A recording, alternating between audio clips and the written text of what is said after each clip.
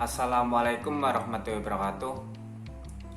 Video ini merupakan tugas mata kuliah Masalah dan Kebijakan Pembangunan, yang mana kami akan membahas mengenai daya saing Indonesia di negara ASEAN. Sebelum masuk ke pembahasan, perkenalkan, nama saya Fahri Abdillah, NIM 2017 101 803 11154. Oke, sekarang kita masuk ke pengertian. Menurut World Economic Forum, daya saing merupakan seperangkat institusi, kebijakan, dan faktor-faktor yang mempengaruhi produktivitas suatu negara.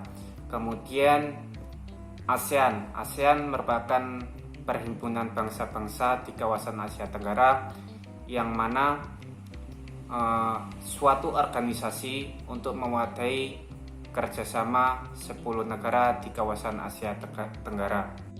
Ya, berikut negara-negara yang berada di kawasan ASEAN.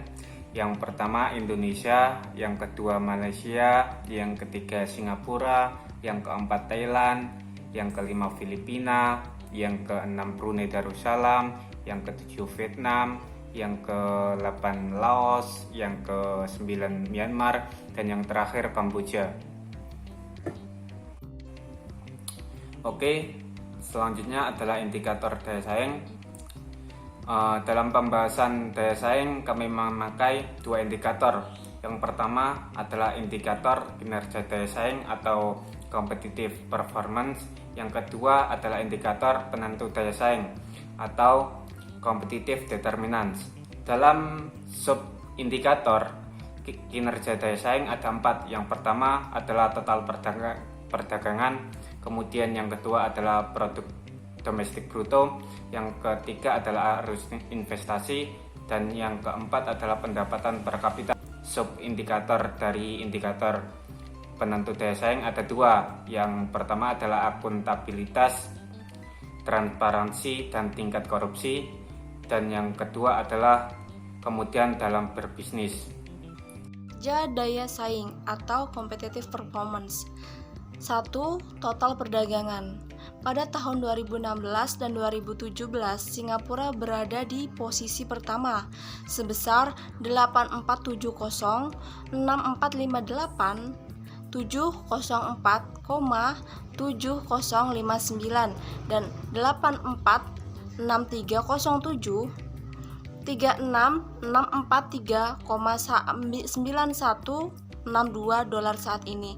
Sementara Indonesia menempati ranking keempat dengan total perdagangan sebesar 82 3432 4959,97 dan 114 347 687 24,767 dolar saat ini.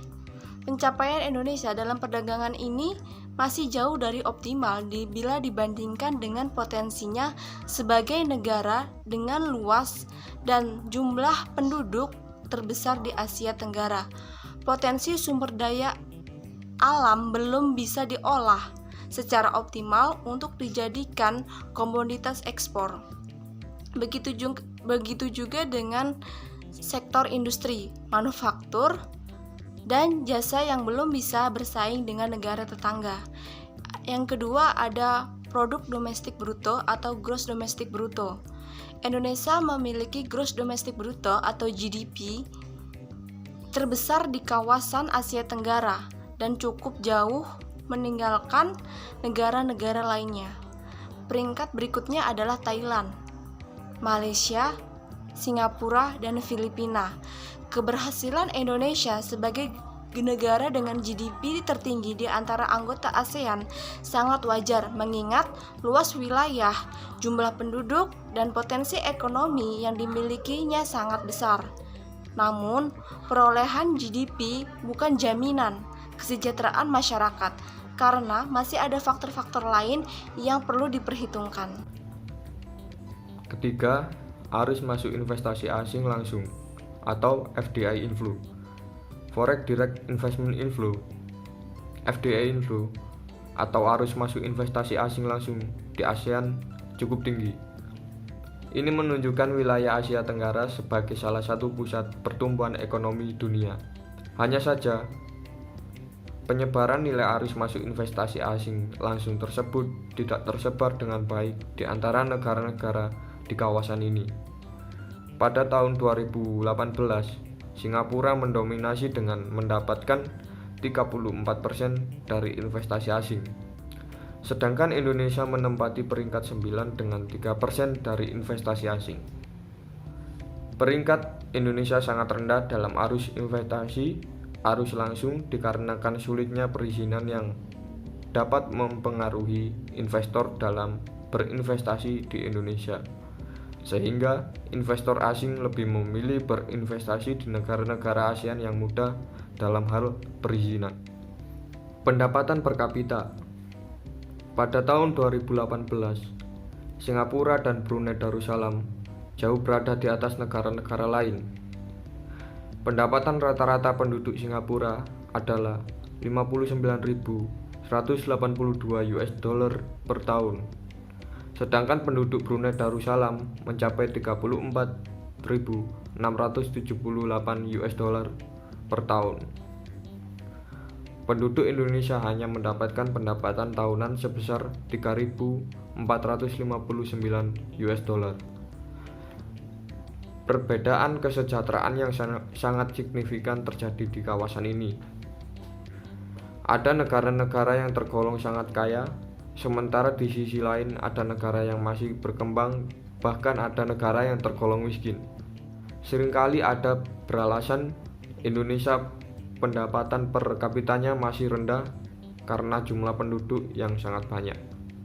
Jumlah penduduk yang sedikit ataupun banyak bukan alasan untuk menjadi negara sejahtera atau masih berkembang. Apabila negara bisa mengelola semua sumber daya yang ada termasuk manusianya, kesejahteraan bukan tidak mungkin bisa didapatkan. Penduduk yang banyak dan produktif justru bisa menjadi modal berharga untuk mendapatkan pendapatan nasional suatu negara.